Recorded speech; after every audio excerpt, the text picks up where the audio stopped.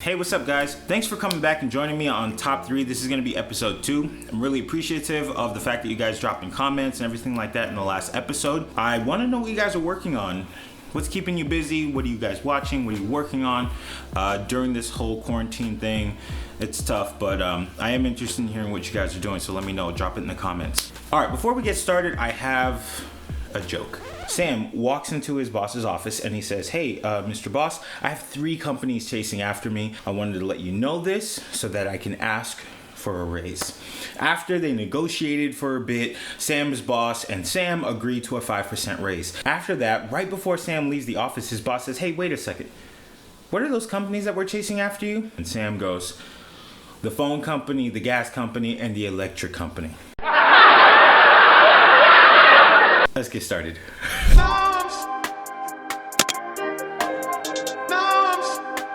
All right, let's get started with a question from YouTube. User the3sp7 asks, "How can I increase my business's exposure if I'm new to a market with limited experience in comparison to my competition?" All right, that's a really great question, and it's something that I have been thinking about for my own company for some time. Which marketing strategy is going to be wiser and more efficient for your company? So the first would be traditional marketing, and the other would be digital marketing.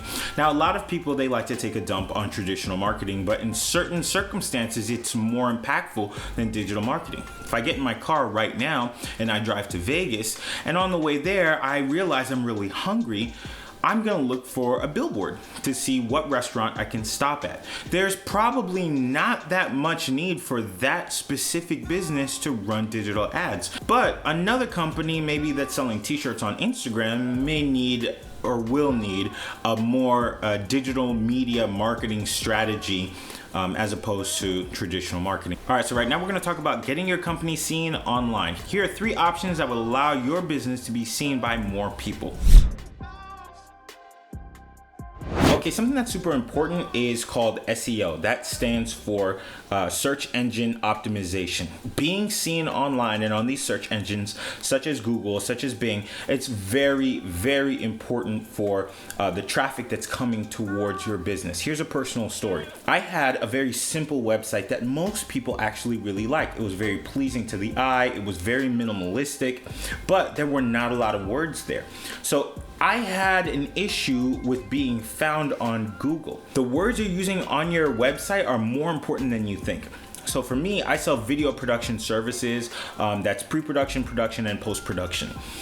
The terms that we use in the industry are not the terms that everybody uses, or at least not the terms that everybody's using to search on Google and on Bing. I came to realize that the keywords and the words that I'm using on my website, they don't translate to traffic.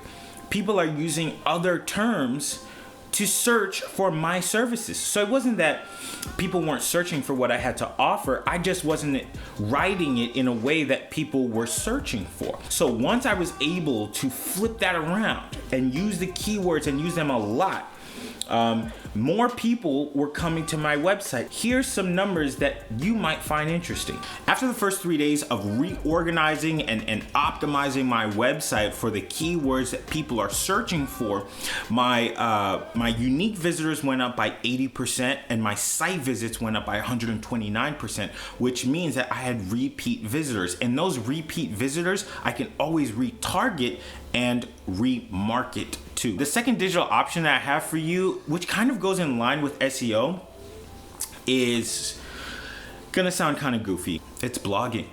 I know it's kind of weird, but here's a personal experience that I have had with the blogging thing. Like I said, I've always had kind of issues bringing in new traffic to kkopro.com. I was always working off of referrals, which is fine, but for some reason there was a lot of discounts happening. So if I had brand spanking new clients, I was able to sell my product at the price that it is, and I didn't have to haggle. So I hired a digital marketing agency and I said, "Hey, I want you guys to bring new traffic to my website."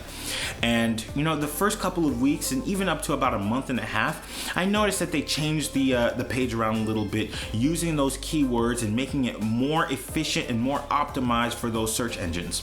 But the next thing I realized that they were doing was blogging. And no lie, I got a little bit I got a little bit angry because I was like, are you guys really just expressing yourselves all over my website? Like, what's happening here?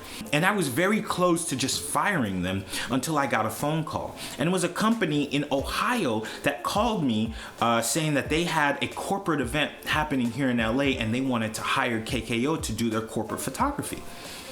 So of course I took the job. I think that day we were double booked. So I sent Chris to do the shoot, and we had another shoot, I think a wedding, and they were maybe 150 miles apart from each other. So, I made money without even being there. Now, at the end of that process, I asked, how'd you guys find out about our company all the way from Ohio? They read our corporate blog. And I kind of just said, well, maybe this is just like a one of a kind situation. It turns out it wasn't exactly like that.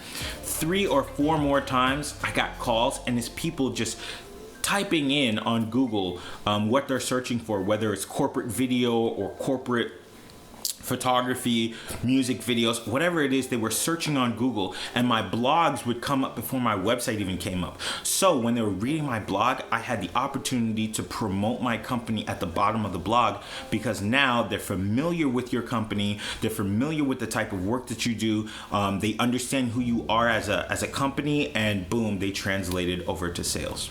Another great thing about blogs is that, yes, you may not have the experience, but you have ideas and you have an understanding of your business. So you're able to express yourself in these blogs, whereas people who are not necessarily searching for experience, but they're searching for maybe a like-mindedness in approach, they have the ability to now work with you and translate over to sales. So it's a great way to grow your business.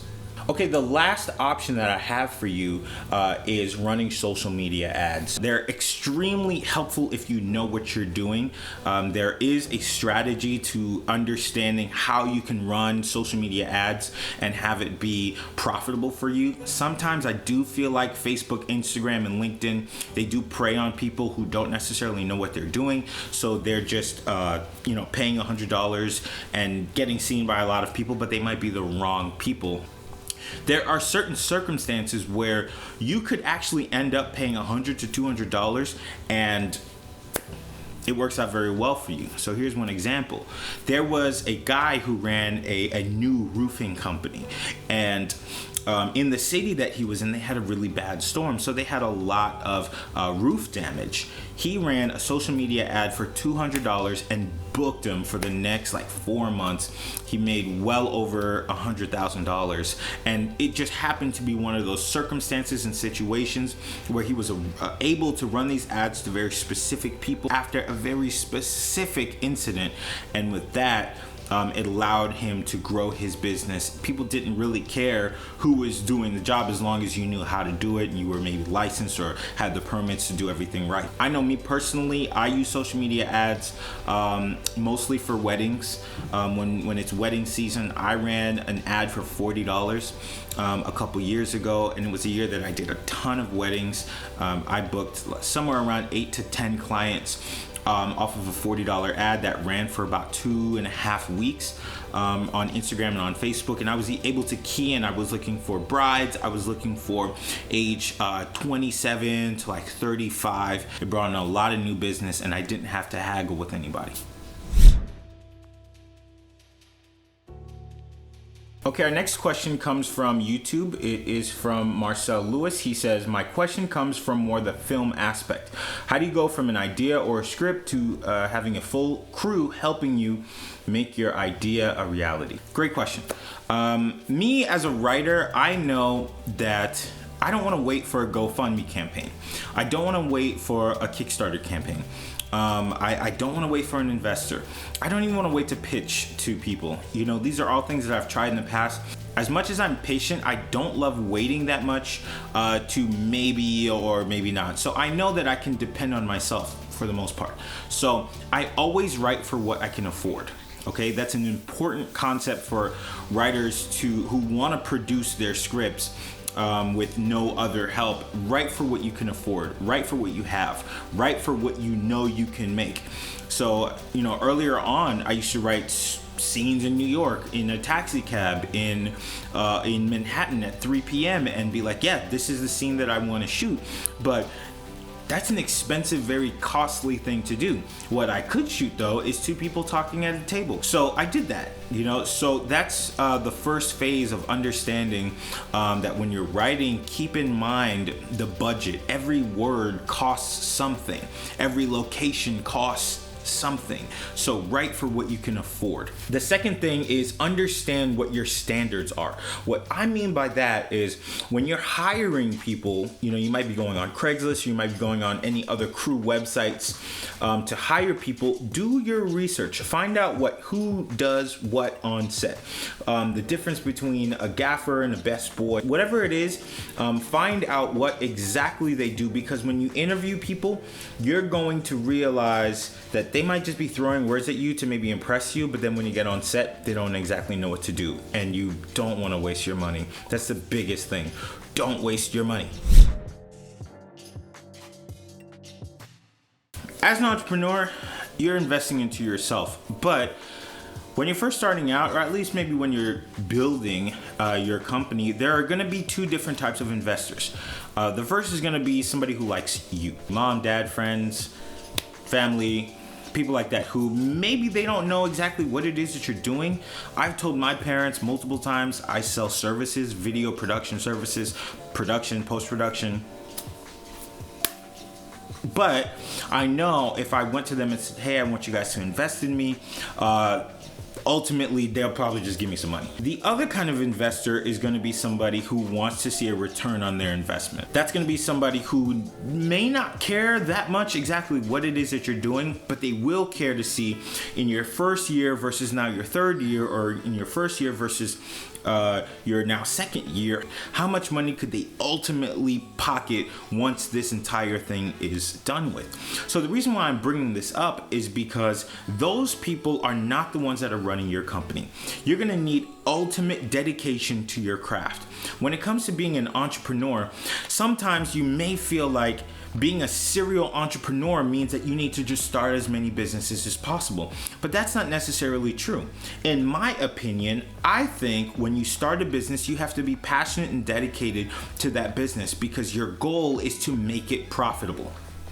Period. If hard times come and you're not necessarily dedicated to your business or to your project or to your products, the people who invested in you, they're probably going to lose their money because you don't really care that much and you're on to the next business anyways, so you're just going to shut it down and keep it going. That could really mess up your relationship that you have with those investors. So give it everything you have.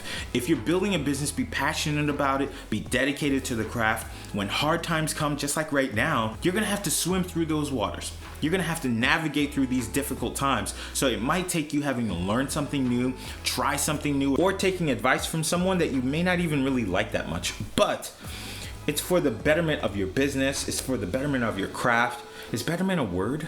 I don't know. Without any passion, without any dedication to your business, it's probably going to fail. And if it doesn't, I don't know how you're doing it. Teach me the ways.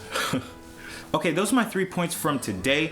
Thank you guys for watching. Before I go, I did recently redesign GiveKKOPro.com a facelift. It gives you a little bit more information about who we are as a business. You're able to subscribe to our newsletters where you'll be able to get emails with new promotions. So you can get 10% up to 40% off, as well as there's blogs that you can read. They're gonna be sometimes entertaining or sometimes informational. So go check it out. I would love it if you guys could give me some feedback about the website. Together we go further, whatever the quote is.